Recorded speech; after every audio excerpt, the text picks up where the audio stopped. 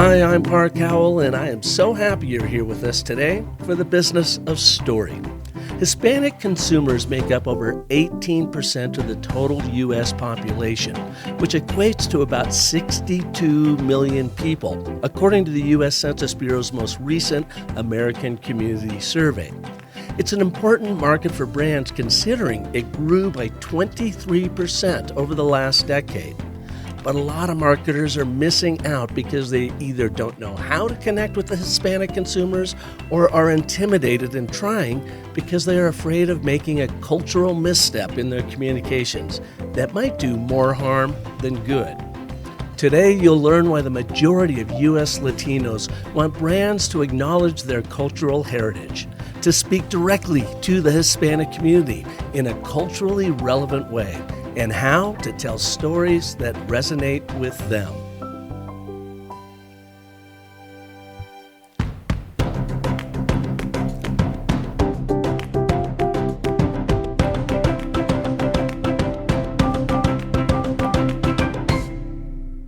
Leslie Koch is Vice President Social Media for Televisa Univision. She stresses the importance of connecting emotionally with your Hispanic audiences in an authentic way. Whether it's in Spanish, Spanglish, or English, your Hispanic marketing story should focus on how the brand can align with the culture and values of this growing audience, like they did with Chevy. We actually have an in-house branded content studio called SE, and they create beautiful branded content stories, so human interest stories. They find Hispanics making a difference in the community and showcase them. So I think that's really unique. Like, we had a campaign for Chevy where they actually found this young woman that is a kind of a horseback rider in this traditional Mexican style.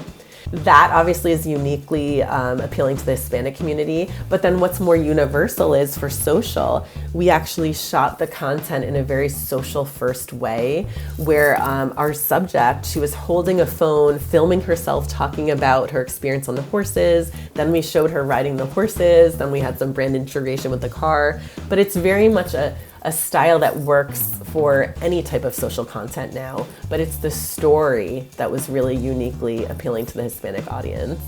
Before her work at Televisa Univision, Leslie started her career in subscription marketing at Time Inc. and HBO. She did not touch the advertising business until 2017 when she joined CNN to lead the international expansion of their social ad product. Leslie had to quickly get up to speed, learn the business, and develop a story to talk about the CNN product.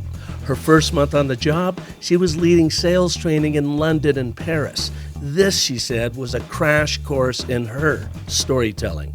She learned that you must understand the needs of your audience, identify the most important, relevant points you want to communicate, and maybe most importantly, streamline your story to maximize its impact. We'll explore how to authentically engage with Hispanic audiences through in-culture content, both online and via in-person activations.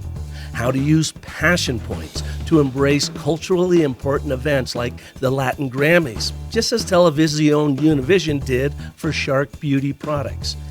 And why intentionality goes a long way when building a campaign to engage U.S. Hispanics. So please welcome to the Business of Story, Leslie Koch. Leslie, welcome to the Business of Story from what I understand is a snowy New York City. Yes, it is. Thank you so much, Park. It's great to be here. I am in New York. We have a snowstorm today, so I'm really excited. We haven't had snow in a while, so look forward to going outside later. And you're enjoying that, walking down like Midtown Manhattan, trudging through the snow with a coffee or something? Oh, well, at first it's nice. I'll do it before the slush comes, for sure. Oh, yeah. No, I hear you. Living up in northern Arizona, we got about 3 feet of snow last week, and it was beautiful when it was cold and snowy. But now it's warmed up a little bit, and it's a little bit slushy and muddy, so I feel you on that. But it's great to have you here because in 8 years on the Business of Story, we've never really explored this idea about translating storytelling into other cultures. And Do you really have to do a lot of different translating? Do we talk to different cultures and tell stories in a different way to other cultures? And my argument has always been no, because what do we all have in common, regardless of culture, race, creed, or whatever, is we are essentially storytelling animals, storytelling monkeys, so our brains take in this meaning through the messages that we share through storytelling. And is there really a difference in how we tell these stories? So we're going to talk about this from your perspective, coming from the Hispanic community, communicating and sharing TV shows with them, and how to engage with them. So right off the bat, my very first question, Leslie, is do you really tell a story differently from a Caucasian to a Hispanic? So I think what's interesting is storytelling is universal in that you always strive to form an emotional connection with your audience. You always want to be very clear. You want to speak kind of to the interests and benefits of your audience. So that's universal. What I'd say does vary is how you do that, because you want to be culturally relevant and authentic.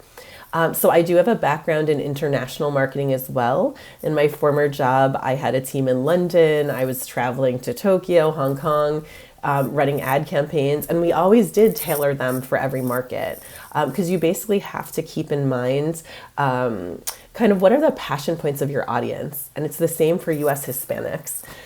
So oftentimes we have marketers come to us and say, can I reach the Hispanic community with a general market campaign? I'll just put people in the ad who look like they could be Hispanic.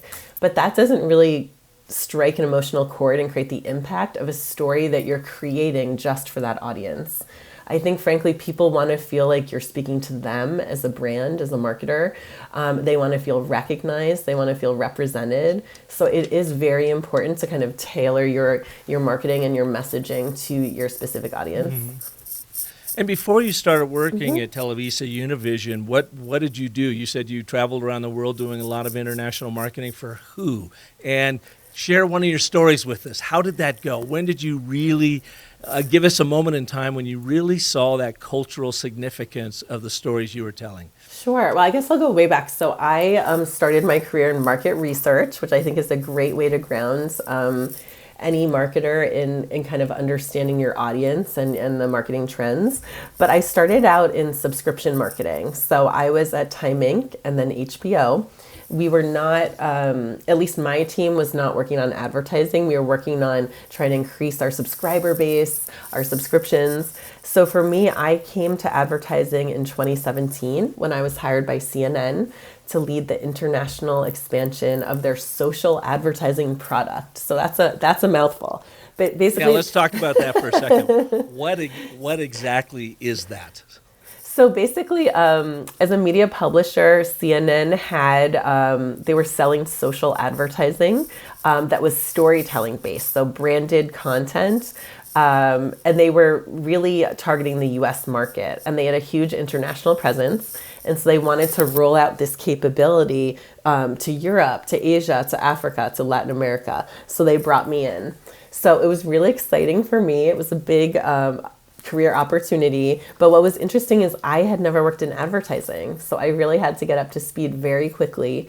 It was a steep learning curve. So my first month on the job, they actually had me lead training, sales training in London and Paris. So I basically had to learn the ad sales model, learn about our product, and be able to explain it and tell a story about it in a very short time period. So not only did I have to be the expert, I had to train sales in telling the story as well. So I think that was a crash course for me, but it really opened my eyes kind of how come you need to tell like a really strong resonant story. Exactly. So Leslie, coming out of research and then subscription selling, what was it when you were leveling yourself up in the advertising world? What was one of your big aha moments? I think for me, it really taught me that with storytelling, you have to be concise. You have to understand your audience and tailor the content to them. And then you just have to be as clear as possible. So I think that was an example for me of just really trial by fire, but being able to tell my own personal story as well as the story about our product, for sure. What seems to be universal is just what you said there is regardless who we are speaking to or trying to connect with, we have to really understand them. Where are they coming from? What's in it from them? And telling our story from their point of view. Would you agree with that? I think so, yeah. One of the things that's really important now is authenticity. So I'm sure you're familiar with that buzzword. It was one of the words of the year last year from Merriam-Webster. I mean, come on, authenticity was the word of the year? Really? Okay. Exactly. You can't go on LinkedIn without people talking about authentic content.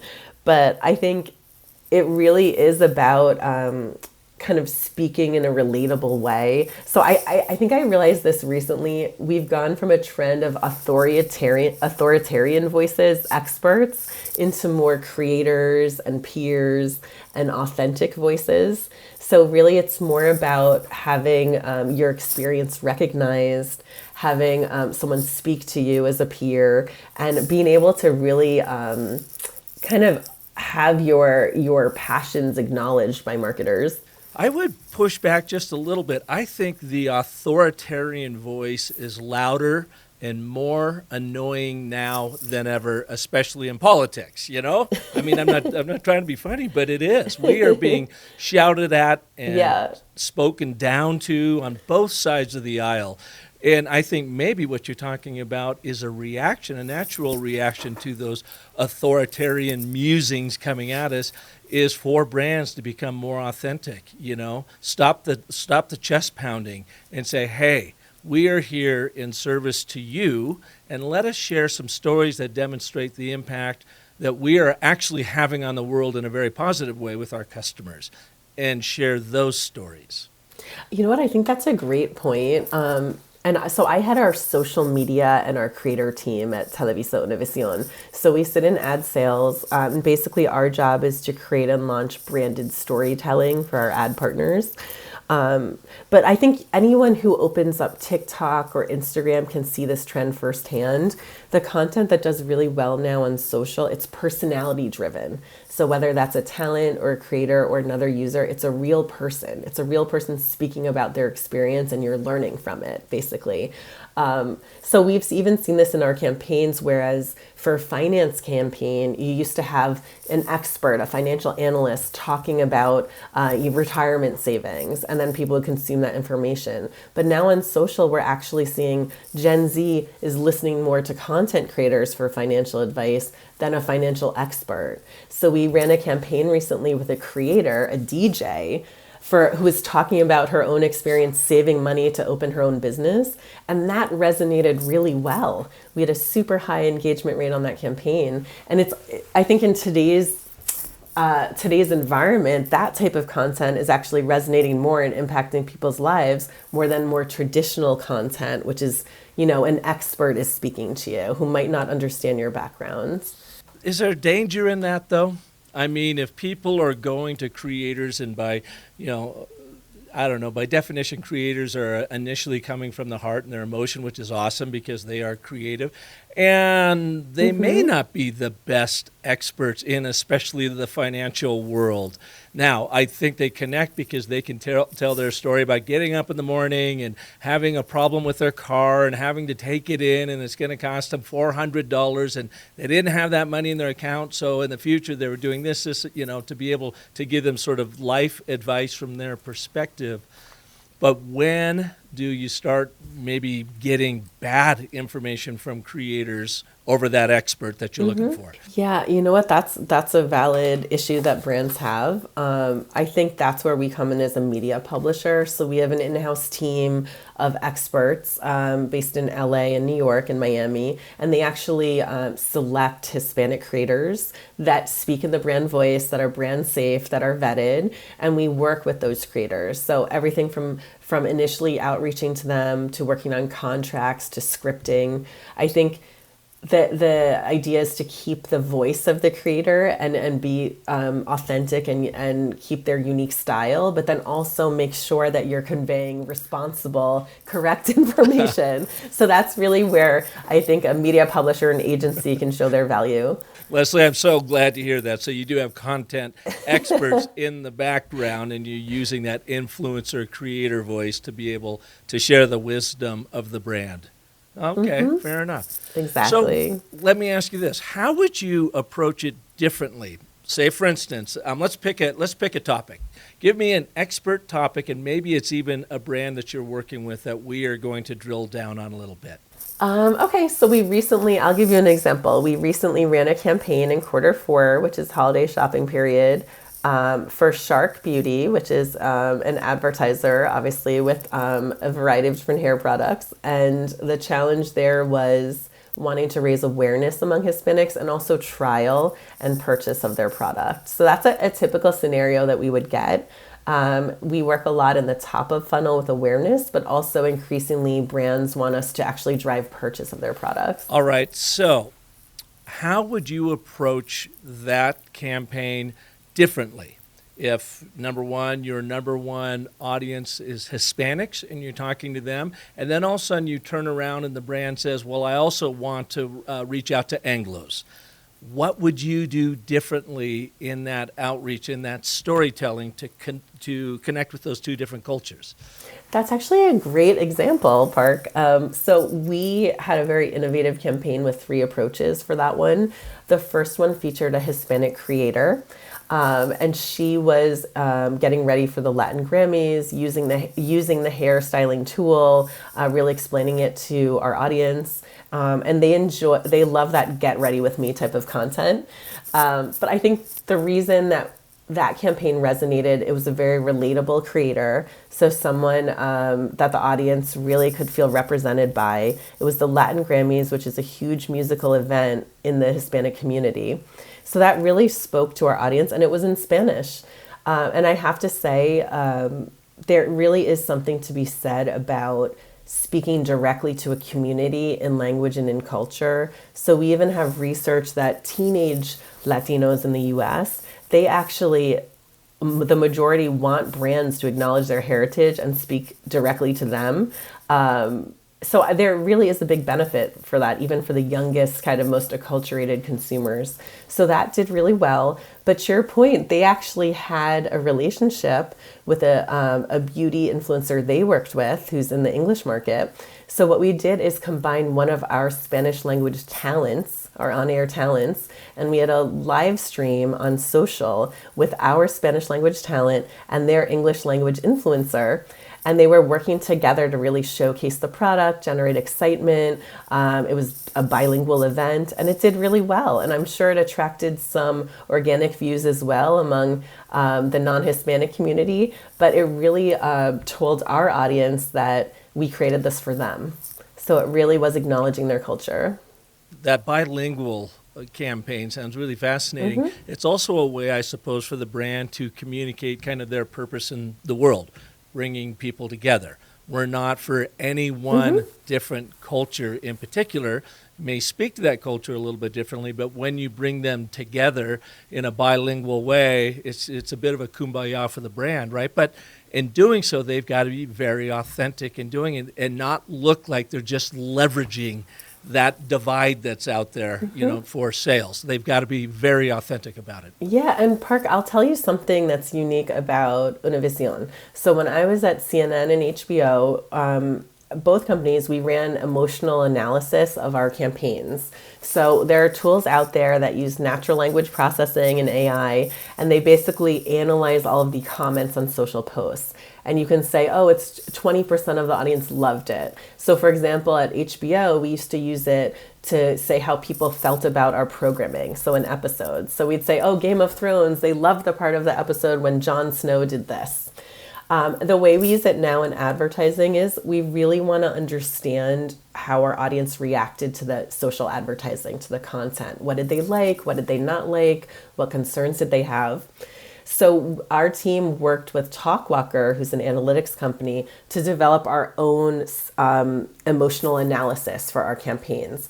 And the big difference, we actually have an emotional category called pride, which I've never seen before in any other emotional analysis. When I was at HBO or CNN, we did not have pride. You have love, you have hate, you have angry, but never pride. And pride actually is a huge category for us, and it really is that representation. So when you bring a creator to the red carpet, when you have our talent speaking in Spanish, you really foster among our audience a sense of like, they've made it, I'm so proud of them, they're representing me. So that really is kind of a unique differentiator. I think when you're trying to reach the Hispanic community, you really have to keep that in mind. Now, that emotional analysis, is you're able to track how people are reacting to your messaging and campaigns and whatever. You're at CNN, and HBO used emotional analysis as well. Pride was never a part of it. It wasn't until you moved over to Univision. I never say that quite right. Univision. Okay. I'll call it Univision. Univision. That's Say how I know it from here. That pride came into it. Is that more indicative of the Hispanic culture? Does pride play more of an effect on what they like and what they don't like? I think it does. I think that's really speaks to cultural relevance. So we always say we're in culture, and what that means is we're kind of living in the mindset and the culture of our Hispanic community. So if you're just producing kind of generic mass market content, yes, you could get a portion of Hispanics watching it, but it's not going to create that emotional connection as if you tell a story for them that's really speaking to the nuances of their experience, right? And so I think that's why we see pride really peak. So we even have people, sharing flags of a country of origin if we have a presenter from, say, the Dominican Republic, or someone, it's almost a feeling of ownership, like you've come up from the community and now you're a success, I'm so proud of you. So I think that is something to really keep in mind. You were talking before about inspirational and motivating stories. So we have a lot of success with human interest stories that are very positive. So basically showing how people make a difference in their community. And I do think that's very connected as well. It's really a supportive type of storytelling that basically our mission is to inform, entertain, and empower the Hispanic community. So I think that's very much wrapped up with this feeling of pride. What are some of the big mistakes that regular brands and advertisers do that are used to, selling to the American eyeball, the American home, and not thinking about the Latino community, and really connecting with them? When they come to you and they hand you a spot and say, here, run this, we've thrown in, some subtitles, or we've translated it, and just run with it. What are some of the things you and your people see that like, ooh, cringeworthy? No, that's not how you communicate to this community. Yeah, that's really interesting because a lot of brands do come to us to actually help them create Spanish language versions of their ad. So sometimes that could be as simple as just changing the copy to Spanish, but most of the time you really need to add some nuance. So we have an example of a CPG company that was basically a chocolate company. And their English market ad featured a girl who was upset by something that happened at school. The door is closed. She's on one side of the door. Her mom's on the other side. Her mom knocks and gives her a chocolate, and it brightens her day. But for our version on Univision, we actually had the mother, the grandmother, the aunt on the other side of the door, who are all coming to support the girl together. So it's that kind of cultural nuance that I think if you're not confident about entering the Hispanic market, you should really seek out either a media company like Univision, an agency, basically people with expertise, because they'll be able to tell that story in a really confident way. So the difference in that culture is mom is there trying to coax the daughter out of the room, and in the Hispanic culture, it's a larger family thing. You got the mom, you got grandma, you got the aunt, whomever, maybe another sister out there, and that's just something different. This is fascinating to me. Give us another example of storytelling and how it might be different to really resonate with the Hispanic culture. Sure. You know what? I'll give you an example of how it's different and the same. So I was mentioning we actually have an in-house branded content studio called SE, and they create beautiful branded content stories, so human interest stories. They find Hispanics making a difference in the community and showcase them. So I think that's really unique. Like we had a campaign for Chevy where they actually found this young woman that is a kind of a horseback rider in this traditional Mexican style. So I think that obviously is uniquely appealing to the Hispanic community. But then what's more universal is for social, we actually shot the content in a very social first way where our subject, she was holding a phone, filming herself talking about her experience on the horses. Then we showed her riding the horses. Then we had some brand integration with the car. But it's very much a style that works for any type of social content now, but it's the story that was really uniquely appealing to the Hispanic audience. Mm-hmm. So I think those two are very connected. Take us to a campaign that you saw that completely blew up. I mean, someone showed up, again, maybe it's an Anglo marketer and said, here, just run this. This is going to be great. And maybe it did just the exact opposite. So you want one that didn't do well or that did do well? Exactly. I want one that completely was so insensitive, it completely blew up. And I know it happens out there all the time. People but get you know so what's caught up. Interesting? Yeah? I actually don't have an example of that, and I'll tell you why. It's because if you're partnering with Univision, you're partnering with us to avoid that happening. Mm-hmm. So I've actually been in meetings with a client. So we had a client we were pitching, and they were saying, we don't have anyone Hispanic on our marketing team. We want to enter the market. We're not sure how to do it. We're really scared of making a mistake. And they said, we even were about to launch a creative for Dia de los Muertos, which is around Halloween. It's a Mexican-American holiday. Mm-hmm. But they told us we were so scared that we would get negative feedback that we actually pulled it out and didn't go to market with it. So I think that's the perfect example of why you need to partner with Univision.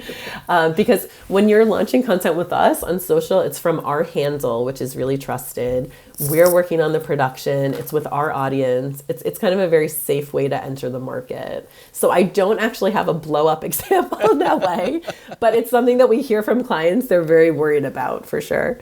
Yeah, well, that's no fun because I know we've all been there in one way, shape, or form, running a campaign and accidentally offended our audience. Maybe we were trying to have some fun with it. Mm-hmm. Maybe we just picked the wrong topic or whatever. I've been there, and I'm sure, living here in Arizona, we did a lot of work with the Hispanic community, and we would go to Univision to help us with that communication, and we would have to go and change some of our print ads. We had a large water conservation campaign called Water, Use It Wisely that, believe it or not, Leslie, we launched in 1998.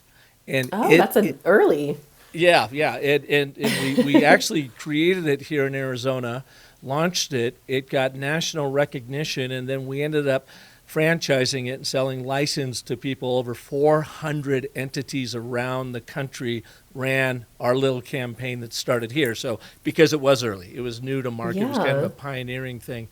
But we also had to have a decided Hispanic voice here, being in Arizona and so forth. And when I was fairly young in my career, young in running my agency at the time, and I honestly did not know what to do. I stupidly said, well, let's just translate that and throw it out there and it should be fine. And it didn't work, and then we started getting some pushback from the Hispanic community and some Hispanic leaders in town saying that our campaign was insensitive, and I had no idea what they were talking about. I was going, what?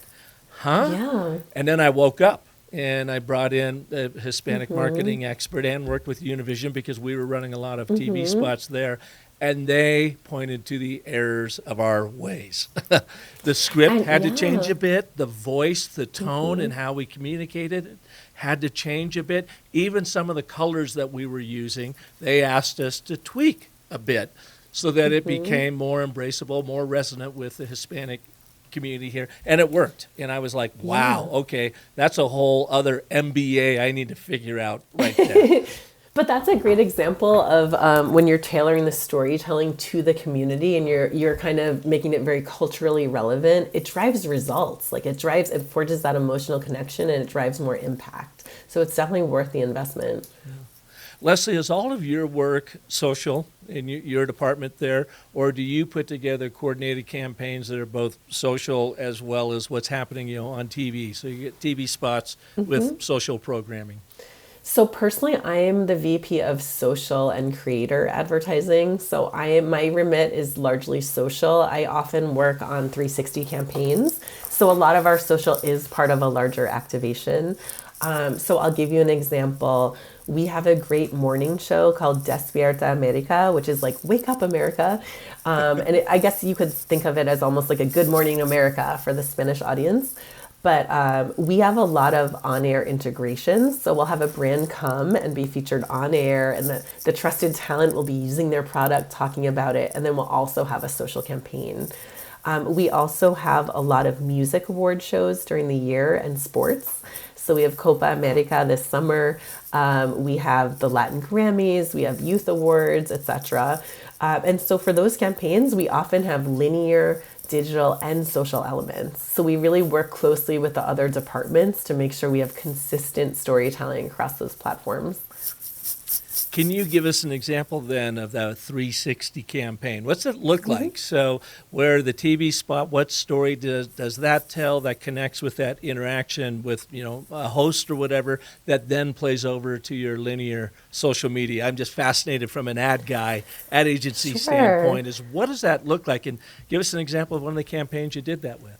We actually just had the Super Bowl, as you know. I'm sure you were watching the Super Bowl, as was I. I'm getting tired of those KC Chiefs winning, though, let me tell you. Well, it was a very dramatic ending. I thought I was done after Usher, but it kept me on the TV. But Univision actually had the Spanish language rights, so we aired the Super Bowl. And we had a number of campaigns with advertisers around the Super Bowl. One of them was Nissan. So that was really exciting. So we had a Puerto Rican singer named Mike Towers, and he was in Las Vegas at this kind of in the outside of the stadium, and he performed a concert for our Univision on-air audience. And he also started out in the Nissan car, which is pretty cool. So they definitely got their chance for their exposure. So that was on air. It was live. I watched it at home, super exciting. And we also had social. So we clipped it for social, we optimized it for social, and then we ran the campaign to really amplify what was happening on linear. So we often do that. If something's live on linear, it's kind of it gets broad reach, but it's a temporary moment, right? So you watch it and then it's over. But with social, you can extend the life of that moment and reach a new audience for maybe, 3 to 5 days after the event. So that's a good example of something we just did. Yeah. And how do you measure the impact of that campaign? So we always measure for every campaign with our platform metrics. So the benefit, when I started out in market research back in the day, I'm sure you're familiar with this, they would run a marketing campaign and then they would wait a month for the brand lift study results to come in to say, was it effective? So the benefit of social, my team is going into the Facebook Ads Manager, they're activating the campaign, they have the real-time metrics. So real-time, they can see what audience is performing the best, what content is resonating, what platform and ad placements are doing well. So then we can immediately see that and use that to take action during the campaign. So we also have a lot of reporting. So we're able to provide really in-depth reporting. We do have brand lift measurement as well through our partner Shareably. And then increasingly we're doing more with attribution and conversion campaigns. So I think that's a big shift in social that everyone is adjusting to, but increasingly we're actually driving an action. So that could be getting users to click on a button to download an app. It could be driving them to a retail site to buy something. So we're actually able to track, the clicks going out to that experience. And then if clients share with us pixels or their point of sale data, we actually able to attribute the sales to that campaign as well. Yeah. You said an attribution campaign. What is that? So I think the correct term would probably be more conversion campaigns. So those are the bottom funnel campaigns on social where you're basically placing a call to action within the post. So you're trying to drive the user to actually do something based on the post. So for example, many of our campaigns, we drive to a retailer's website. So Walmart's a great example. We've had a great partnership with them over the years. So we have campaigns featuring our trusted talent that generate awareness and excitement about their capabilities. And then we actually have posts where users click through and buy things on their website. So we optimize the entire post to get people to click through and make that purchase. In your social storytelling in a coordinated campaign like this, you don't always have a call to action in there? Is it sometimes just brand awareness, and then other times it is an absolute, as you say, bottom of the funnel, click through, send them to the client's website? Exactly. So I'd say social is really great at engagement. So it's perfect for the consideration phase of the funnel. I think that's the sweet spot. So a lot of our campaigns are video campaigns. They're spreading the message of the product. They're playing in that awareness consideration phase. And then we do increasingly drive through an action. But I'd say the majority of our campaigns really are about top of funnel. And is that because, going back to what you said relative to being authentic, that if you have too many call to actions in your social posts, it now looks like you're doing way more selling than just connecting? You know what? That's interesting because I think that's really changed. I don't think that's the case anymore. I don't think that kind of I think people know on social platforms that there will be advertisements and they would actually find them helpful. So for example, when I'm on Instagram, I'm constantly served ads for bathing suits, and I click on them and sometimes I buy a bathing suit and I think it's great. So I don't think it's an ad phobia that we might see on some other platforms. I think people embrace the targeted advertising. So you've seen with TikTok, they've launched TikTok shops. So we have a lot of creators who are basically giving product demos and driving to a shopping experience. And instead of a backlash from users, it's kind of an acceptance saying, oh, cool, now I can buy things directly from the site from my favorite influencer. So it's really like a different way of seeing commerce than we've seen it in the past. Yeah, that's interesting. And the reason why I asked that is I was reading a post from my good friend Greg Head the other day about LinkedIn and about how he has been able to shoot his engagement through the roof by being absolutely non-selly. He writes these long posts. He does not put an image in any of them, nor does he put any links in them, because he said that he has learned through LinkedIn and some of the people there that LinkedIn is not really a place to do a lot of selling. And I thought, well, that's kind of interesting. Maybe I'll give that a try and see what that does to engagement. But it also leads to this question for you. When you are looking at different social channels, do you have, for the Hispanic community, a priority? Which ones work better than others that you will naturally gravitate to in your first doing your comms strategy? That's a good question. We actually get asked that a lot by our clients. They say, what's the best platform? And I would say it depends on the goal of your campaign. So we're fortunate enough that Hispanics over-index on social media use. They over-index on trusting creators. They have heavy use of every social platform. So there's really no platform that stands out in the community. I would say if your goal is to drive a lot of engagement and interaction, then I would suggest TikTok, Instagram, Reels, vertical content. If your goal is to drive long-form viewing, I would suggest YouTube. If your goal is broad reach, efficiency, and you want to drive a lot of clicks, I'd say Facebook. So normally what we do in a campaign is really combine multiple platforms to meet the overall objective. So rarely do we run a campaign on one platform. We kind of want to add them all together to tell a holistic story for the client. Did you just say something, vertical media? Yes. I've not heard that term before. Oh, sure. So that's kind of the current trend in social. So it used to be a Facebook feed, for example, when you'd scroll through, the content would be more of a format like you'd see on TV, right? And then with the rise of TikTok is vertical, right? So it's longer. It's like a long rectangle. So the content that does well on that platform is cut to be vertical. because you're always going to have content that's cut for a specific platform do better than just something that has black bars on the top and bottom and doesn't really fit in. So vertical content is really where it's at right now in terms of driving engagement. Yeah, so I got you. So vertical, which drives me crazy because I'm old school. I come from landscape cinematography and landscape video production. And whenever I'm seeing everyone shooting vertically with their phone to get the little box, I'm like, no. But to your point, in like a TikTok, you don't want the black bars top and bottom. Probably makes you look like me, old-fashioned, right? You want it to be that square, that vertical content. Exactly. Well, I loved what you were saying before about LinkedIn. I think and I have a research background. It's all about understanding the goal that you have on each platform and understanding the behavior that people exhibit on that platform. For me, LinkedIn, you're right, it's not all about direct selling. If you had a post that just goes, oh, I have a 10% discount, that's probably not going to do well on LinkedIn. But everyone is selling. They're selling themselves. It's really a brand marketing platform for personal branding. So I think they even have analytics available to all of the users. So the best advice I would give is just start posting, see what works, adjust your strategy. And that's true for every platform. Isn't that the truth? So in your storytelling, when you've got a 360 campaign going on, do you and your creative team arrive at, okay, what's the theme here? What's the one thing we want to communicate?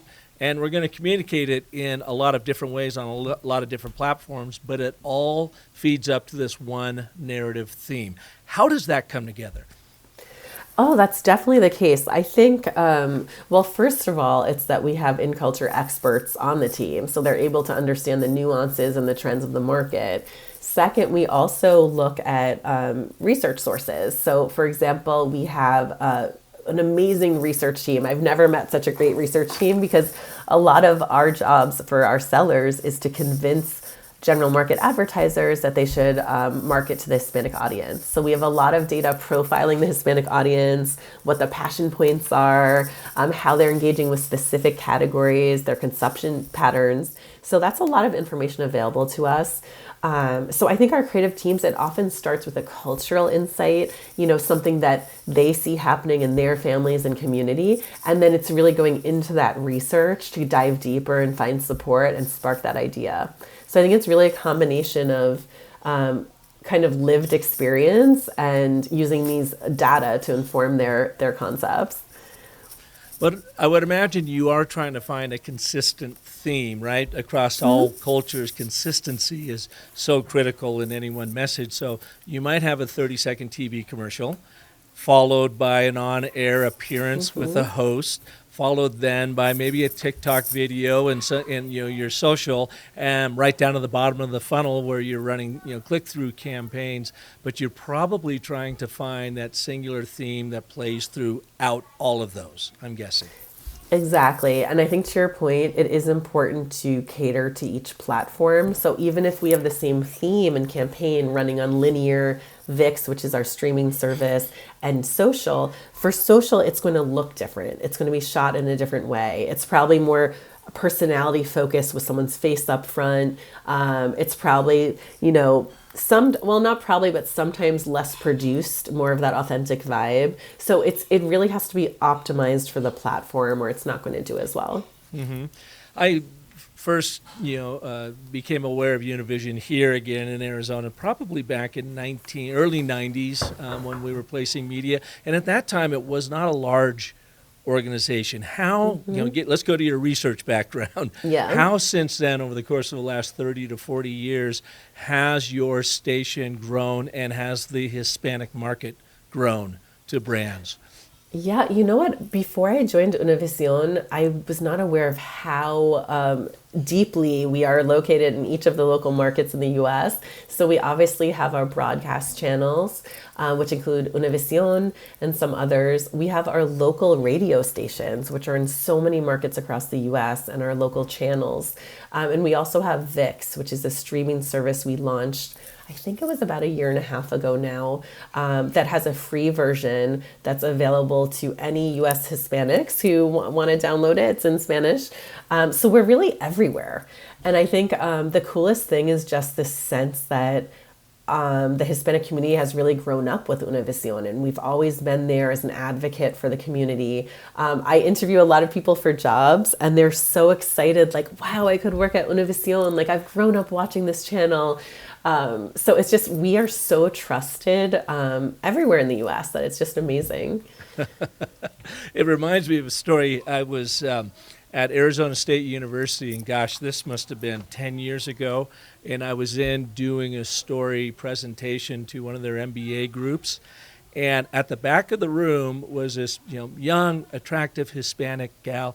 And when I pulled up and showed them some of our campaign work, I pulled up the Water Use It Wisely campaign, and she sprang out of her seat. And she was smiling from ear to ear, and she was talking to her friends.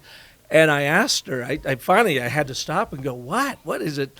Do I have a booger hanging out of my nose? What's going on? What are you laughing at? And she said, oh, no. As a little girl, I grew up with your Water Use It Wisely refrigerator magnet on my refrigerator. And now here I am. And she was now, like an MBA student, making me feel very old at that point. But look at the impact your campaign had on someone. That's amazing. I mean, that was the cool thing about it is, you got to look back and go, wow. And she was so excited to have something from her past on her refrigerator now being presented in their MBA program. And she's like, and you're the guy that did that? And I go, well, me and my ad agency. But it was, it was fun to be cross-cultural and have that kind of impact on someone. Definitely. All right, final question, Leslie, then we'll let you get back out in the snowy confines of downtown Manhattan. Could you give us, if someone is thinking about branding and storytelling to the Hispanic market, what are maybe the top 3 things we should all be considering?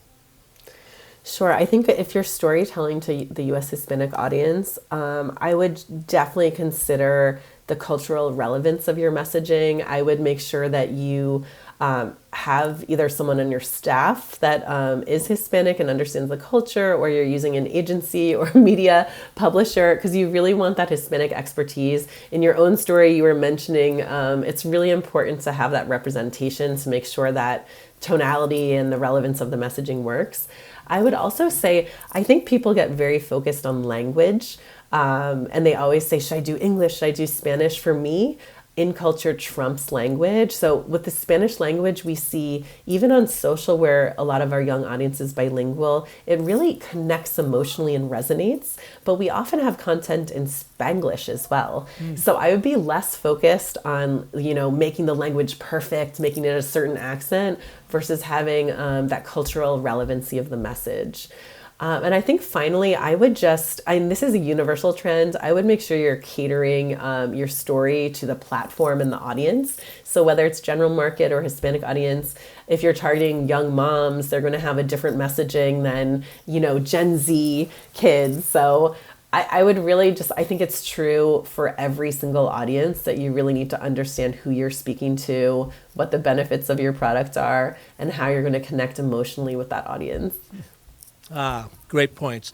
Well, Leslie, thank you so much for being here. And is there any place that you would direct our listeners to go to learn more about you and your work, and or how to better communicate and storytell to the Hispanic market? Sure. Well, I would say LinkedIn is a great place if you want to follow us. Televisa Univision. We frequently talk about stats about the Hispanic community and how to reach our audience. I would also say just check out our social platforms as well if you're looking to learn more about the Hispanic community and kind of what content pops. Definitely would suggest that. And of course, we have our programming. We actually have an award show coming up next week that's called Premio Lo Nuestro. It's basically our People's Choice Award. So definitely check it out in Miami. Well, that's awesome. Well, thanks again, and enjoy your winter out there. Thank you so much. Appreciate it.